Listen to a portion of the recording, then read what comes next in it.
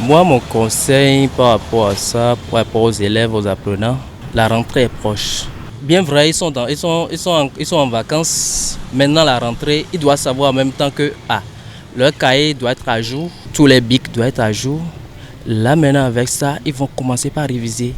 Réviser en même temps pour que la rentrée soit normale pour eux. Mais s'il faut se contempler des distractions avec des jeux à la télé, c'est pas du tout normal. Je veux qu'ils soient conscients et savoir en même temps que la rentrée est proche et ils doivent se prendre au sérieux. J'aimerais dire au papa et à maman de prendre conscience de leurs enfants, parce que la rentrée est proche.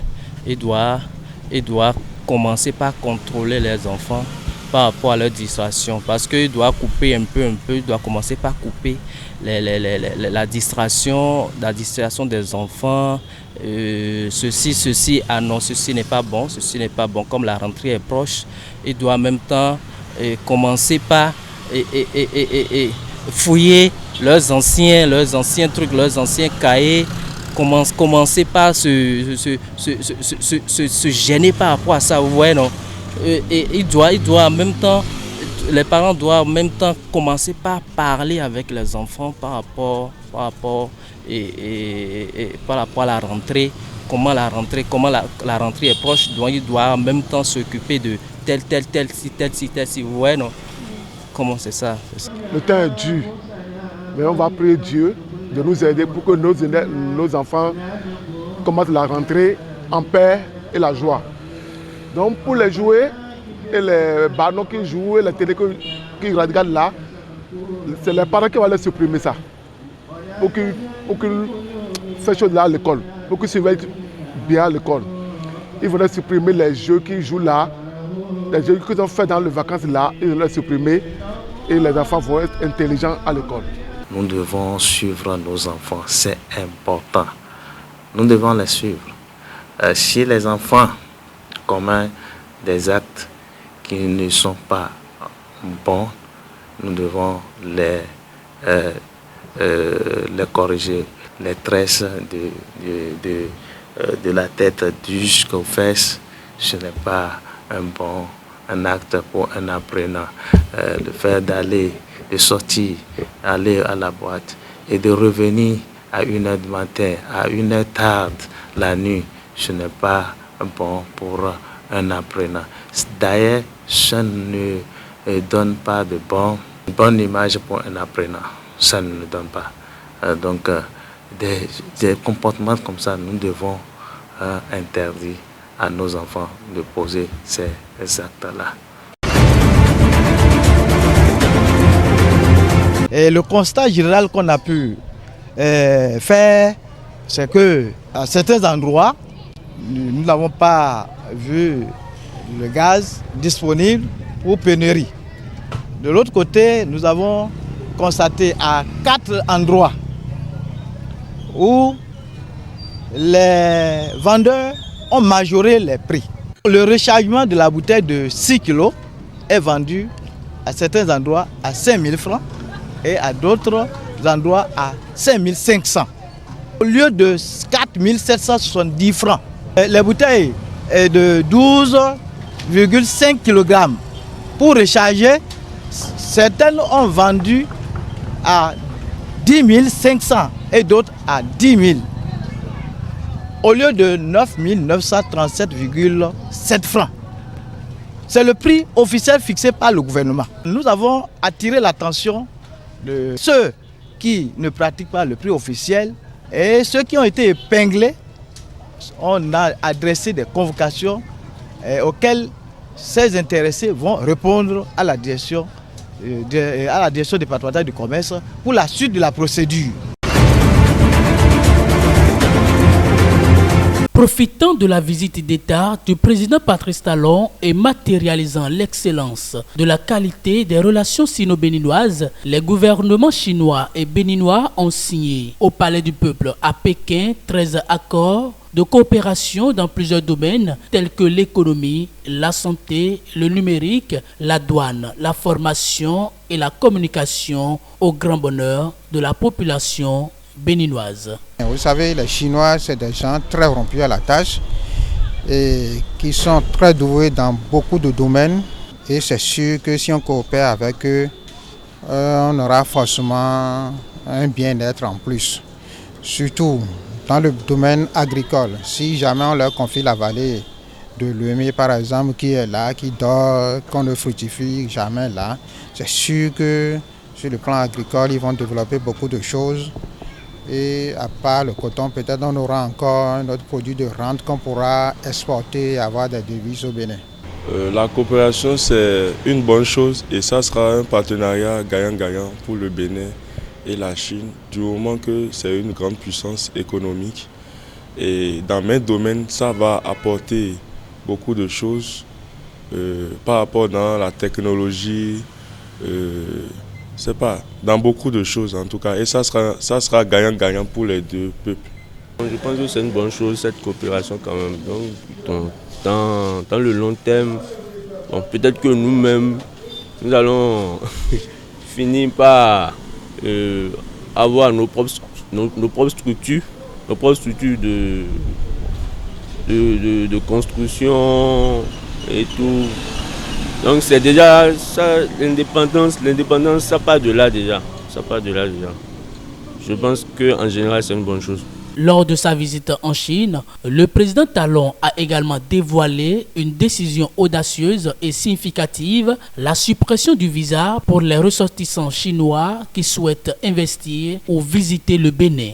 Cette initiative annoncée lors du Salon international chinois du commerce et des services vise à renforcer les liens entre les deux nations, à favoriser une collaboration plus étroite dans divers domaines et ouvre de nouvelles perspectives pour le développement économique et culturel du Bénin. Des citoyens apprécient. Oui, la suppression des visas, non, on va tenter ça. Parce que jusque-là, pour se rendre en Chine, la Chine demande forcément des visas. Donc peut-être si on le fait ainsi, ça pourrait avoir un avantage pour nous en supprimant le visa pour aller en Chine aussi. Donc jusque-là, attendons de voir, on ne peut rien envisager maintenant, on ne peut rien dire de concret maintenant.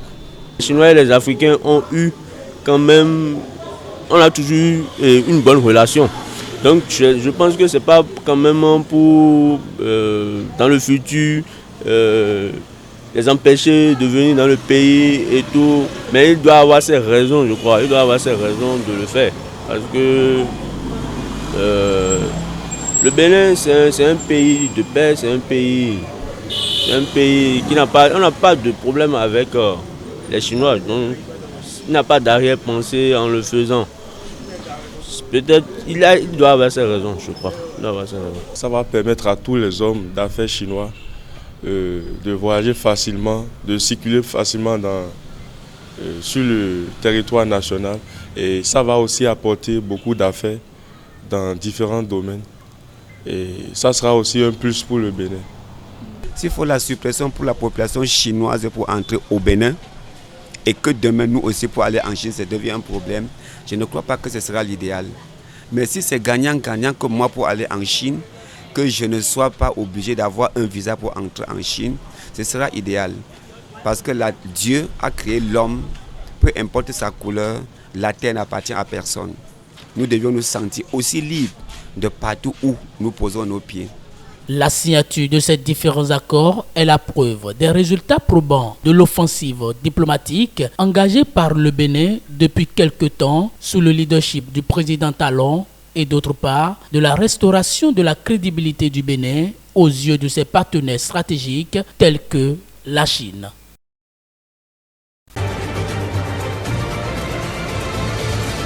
Le régime militaire nigérien issu d'un coup d'État a accusé samedi la France de déployer des forces dans plusieurs pays ouest-africains en vue d'une agression contre le Niger. La junte dit avoir constaté que des avions militaires, des hélicoptères ainsi que des véhicules blindés auraient été déployés en Côte d'Ivoire et au Bénin. Il y a lieu de porter à la connaissance de l'opinion publique nationale et internationale qu'en dépit de l'annonce de ce plan de retrait, la France continue de déployer ses forces dans plusieurs pays de la CEDEAO, dans le cadre des préparatifs d'une agression contre le Niger qu'elle envisage en collaboration avec cette organisation communautaire. Paris ne reconnaît pas le régime militaire du général Tchiani à la tête du coup d'État. Lors d'une conférence de presse à l'issue du sommet du G20 en Inde, le président français Emmanuel Macron a répété que la France ne prendrait de décision sur le Niger que sur la base d'échanges avec le président Bazoum. Un coup d'État depuis juillet dernier retient en otage un président démocratiquement élu. La France a une position simple, nous le condamnons, nous demandons la libération du président Bazoum et la restauration de l'ordre constitutionnel, et nous ne reconnaissons aucune légitimité aux déclarations des putschistes, puisque le président Bazoum n'a pas renoncé à son pouvoir. Et donc, si nous redéployons quoi que ce soit, je ne le ferai qu'à la demande du président Bazoum et en coordination avec lui, pas avec des responsables qui aujourd'hui prennent en otage un président. Sur ce sujet, depuis le premier jour, la France se coordonne avec l'ensemble des présidents de la région et des chefs d'État et de gouvernement, et nous soutenons pleinement les positions de la CEDEAO. Le Niger est un partenaire stratégique de la France qui compte actuellement quelques 1500 militaires dans ce pays clé dans la lutte anti-djihadiste.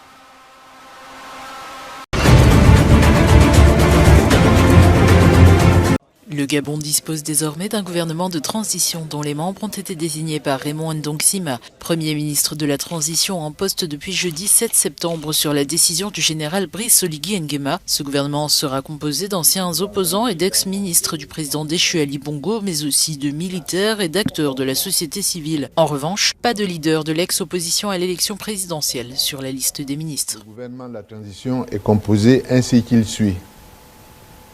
Premier ministre et chef du gouvernement de la transition, M. Raymond Ndong Sima. Ministre de la réforme des institutions, Mme Muriel Mikoué, épouse Minta. Ministre des Affaires étrangères, chargé de l'intégration sous-régionale et des Gabonais de l'étranger, M.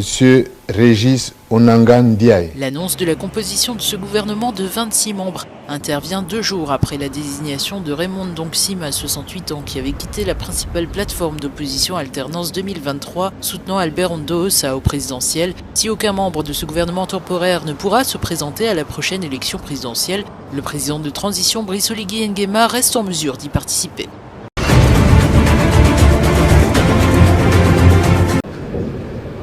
Le président sénégalais Macky Sall a désigné son premier ministre Amadou Ba comme candidat de son camp à la présidentielle de février 2024. Cette décision a été annoncée samedi par la présidence et la coalition gouvernementale.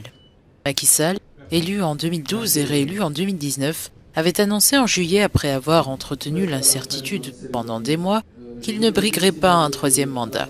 Son camp lui avait alors donné carte blanche pour choisir un candidat. Un porte-parole de la présidence a confirmé le choix d'Amadou Ba, 62 ans, chef du gouvernement depuis septembre 2022. Il était considéré comme l'un des favoris parmi la dizaine de candidats déclarés à la succession de Macky Sall dans le camp présidentiel. La coalition gouvernementale Benno Bokk Yakaar a publié sur les réseaux sociaux une photo d'Amadou Ba, le présentant comme un choix cohérent pour une victoire dès le premier tour. La désignation d'Amadou Ba a été entérinée par une réunion des leaders de la coalition autour de Macky Sall au palais présidentiel et en direct à la télévision nationale.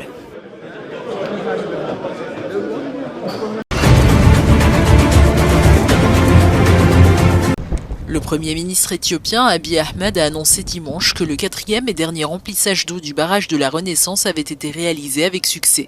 La finalisation du remplissage du plus grand barrage d'Afrique menace de relancer les tensions régionales avec l'Égypte et le Soudan situés en aval. Cette annonce intervient alors que des négociations entre les 3 pays, interrompues depuis avril 2021, avaient repris le 27 août. Il y a eu beaucoup de défis. Nous avons été poussés à faire marche arrière. Nous avons eu un défi interne et des pressions extérieures. Nous avons atteint ce stade en faisant face avec l'aide de Dieu, a déclaré le chef du gouvernement éthiopien. Ce méga-barrage de 145 mètres de haut aura coûté environ 3,5 millions d'euros. L'Éthiopie pourra désormais doubler sa production d'électricité, à laquelle environ seulement la moitié de ses 120 millions d'habitants ont accès. Jugé vital par Addis Abeba, le grand barrage de la Renaissance éthiopienne reste au cœur d'un conflit régional. L'Égypte et le Soudan craignant que cet ouvrage titanesque ne réduise leur approvisionnement en eau.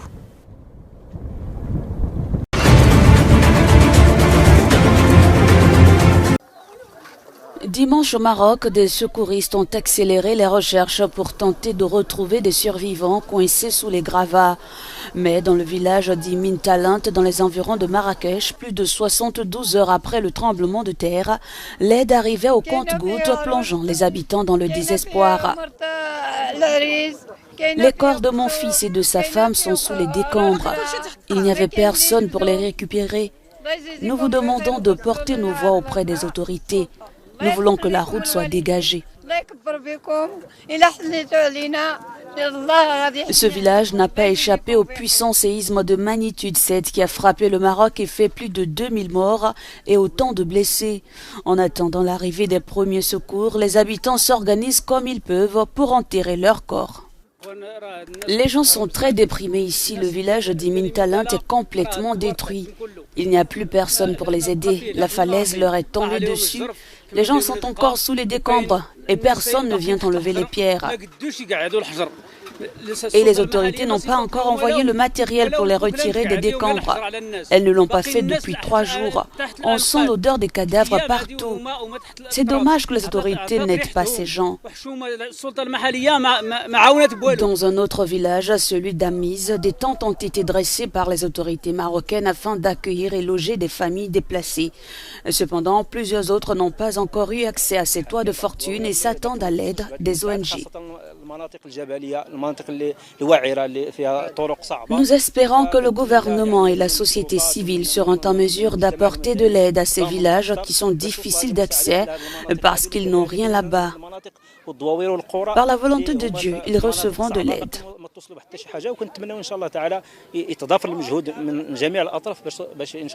Dimanche soir, le Maroc a annoncé avoir répondu favorablement aux offres de l'Espagne, de la Grande-Bretagne, du Qatar et des Émirats arabes unis. Ces pays sont en train de déployer des équipes de recherche et sauvetage sur le terrain.